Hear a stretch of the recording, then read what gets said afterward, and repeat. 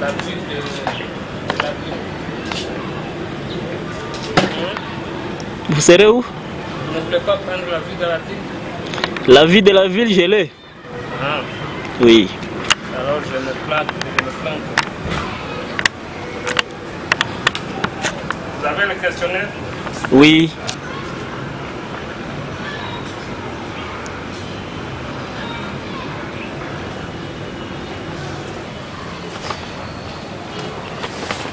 Comme ça, je vais me mettre ici. Ok, c'est moi les cibles. Bien. Monsieur Firmin Rugwambo, bonjour. Bonjour. On voulait d'abord apprendre de vous juste une brève présentation. Ah, merci. On m'appelle Firmin Rugwambo. Je suis un enseignant de carrière depuis 1911 jusqu'à ce jour. Je n'ai jamais interrompu la fonction enseignante. Mais dans les responsabilités, depuis 1993, j'ai assumé la responsabilité de la présidence du syndicat des enseignants au Sud Kivu, pour Zaïre, jusqu'à 2011. C'est à 2011 où j'ai donné le bateau de commandement à mon adjoint, Roger Matabaro. Et dès lors, l'état de santé ne m'a pas permis, je me suis reposé un peu. Et pour le moment, je préside le syndicat des enseignants de carrière au niveau de la province du Sud Kivu toujours.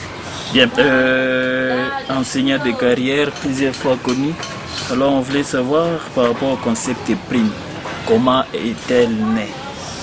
Bon, le mot prime, d'après nous, n'est pas à sa place. Parce qu'au début, en 1993, vous voyez, c'était encore la Troïka qui commençait, on quittait la dictature pour commencer la démocratisation. Et à cette époque-là, il y avait une année blanche. Donc toute la République du Zaïre à l'époque n'a pas connu d'enseignement. Après ça, nous nous sommes réunis au niveau du comité provincial du syndicat des enseignants du Zaïre à l'époque. Sous ma direction, nous nous sommes dit que peut-être il y avait moyen de suspendre cette prime. D'autant plus que la politique de l'éducation n'existait pas dans le pays.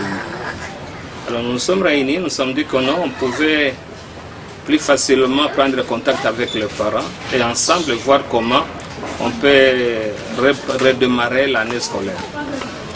Et nous nous sommes réunis, j'ai pris contact avec le prophète à l'époque, c'était M. Monimal Kassilembo. Et il a été content du point de vue que je lui avais donné.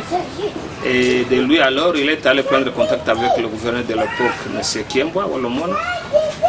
Et ce dernier a dit qu'il pouvait nous accompagner dans la vulgarisation, dans la concertation avec les enseignants d'abord, pour comprendre s'ils peuvent donc facilement dire, s'ils peuvent donc facilement accepter de suspendre la grève. Alors nous avons mené une campagne de sensibilisation auprès des enseignants. Et après quoi, alors, nous avons réuni et les enseignants et les parents.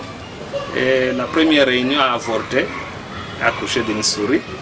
Et à la deuxième réunion, il y a eu un protocole d'accord qui nous a permis alors de redémarrer l'année scolaire. Et le pourquoi de ces primes, c'était pour résoudre quoi? Bon, vous l'appelez prime, mais nous à l'époque nous appelions ça une intervention ponctuelle. Donc c'est-à-dire que le but visé, c'est d'abord la scolarisation de l'enfant congolais au niveau de notre province. Et en deuxième lieu, il fallait qu'il y ait quand même un apport, une motivation accordée à l'enseignant pour qu'il puisse au moins ouvrir les deux bouts de mois, si c'est ainsi qu'on peut le dire d'une façon ou d'une autre, mais qu'on puisse quand même voir comment est-ce que l'enseignant peut se trouver dans de bonnes conditions de travail. C'était exactement ça qu'on visait d'abord. L'intérêt qui vous a poussé à cette vision, c'était quoi concrètement? Bon, l'intérêt, vous voyez que vous n'avez pas peut-être l'idée de la CNS, mais nous à l'époque nous avons trouvé que la CNS devenait comme une récréation, une distraction. CNS c'est quoi concrètement? C'était la conférence nationale souveraine.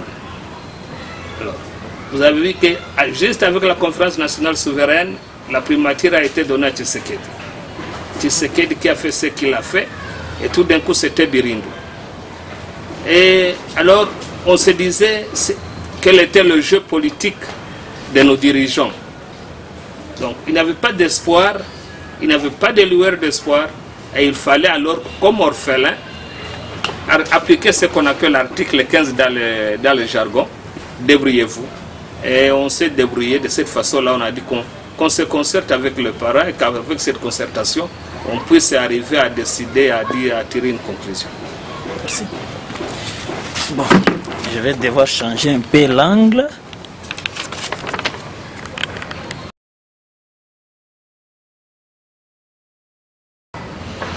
Ok. Ça va.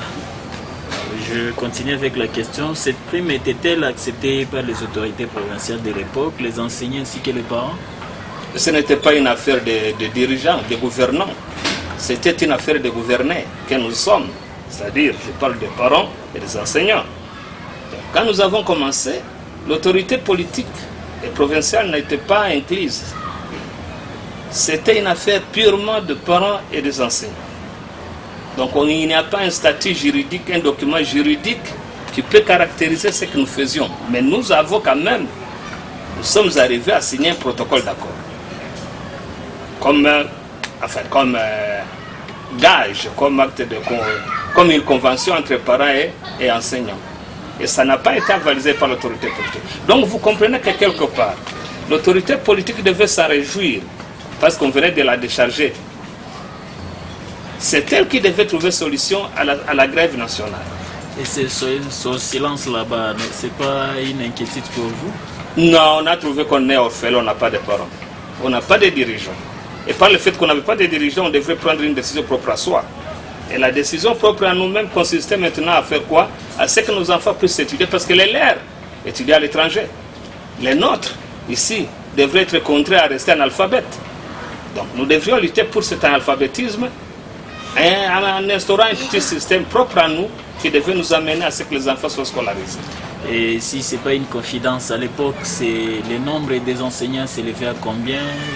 Si aussi vous avez le nombre d'élèves au niveau de la province à l'époque? Je ne peux pas exactement vous fixer parce que je suis convaincu qu'à cette époque-là, il n'y avait pas encore un boom démographique comme actuellement. Ouais, qu'il y a le boom aujourd'hui avec l'insécurité, avec le déplacement de tout ceci. Il y a aussi la commercialisation du système éducatif qui fait que l'on crée des classes parallèles, des écoles, et sans même tenir compte de l'implantation du milieu. Bien, merci. Je suis en train de changer parce que c'est une grande interview, ça. Ça ne vient pas plusieurs fois. Ceci ne vient pas vraiment plusieurs fois. Ok. Par rapport à l'évolution, nous parlons, n'est-ce pas que c'était une idée, n'est-ce pas que c'était une idée des églises et des politiciens que vous avez matérialisé? Non. Écoutez, c'est ça le mal zaïrois, le mal congolais. S'accaparer de ce que l'autre fait. Nous n'avons pas contacté une église quelconque pour nous réunir. Nous n'avons pas contacté un quelconque politicien pour nous réunir. Moi, je peux peut-être revenir dire seulement que nous avons informé le gouverneur de province pour qu'il ne dise pas que nous faisons une concertation subversive. Hein? Mais là, ce n'était pas une affaire d'église, ce n'était pas une affaire de politiciens. C'était une affaire propre aux parents et aux enseignants. Et je vous dis, cette première réunion avait réuni plus de 360 enseignants et parents. Où? C'était où? À l'Institut du Banda, dans la grande salle de l'Institut. C'est là où nous sommes réunis. Et comment vous avez pu arriver à motiver tous ces gens pour se réunir là-bas? J'avais fait un déplacement, j'ai fait le pied même jusqu'à Calais à pied. Je suis allé à Uvira et je vous dis que le jour de la réunion, je venais d'Uvira la nuit. Je suis arrivé à 8h30 ici à Bukavu et a passé la nuit en route. Et à 9h, j'étais à l'Athénée du Banda pour y tenir la réunion. Très fatigué à l'époque. Pas de